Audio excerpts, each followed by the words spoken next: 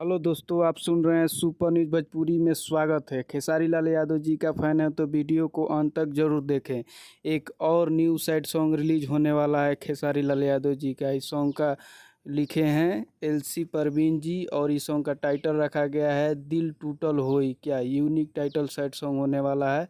इस song में music सजाए हैं आर्या शर्मा जी और इसमें एक खेसारी लाल यादव और इनके साथ एक्ट्रेस है सपना चौहान जी, यानी कि बहुत ही बेहतरीन सॉन्ग होने वाला है। 15 अक्टूबर को सुबह 7 बजे बोस म्यूजिक भोजपुरी से चैनल पर रिलीज होने वाला है। जाइए इस सॉन्ग को खूब सारा प्यार आशीर्वाद दीजिए और बहुत ही बेहतरीन सॉन्ग होने वाला है। ये बहुत ही ब्लॉकबस्टर हाई लेवल पर वीडियो शूटिंग किया गया है।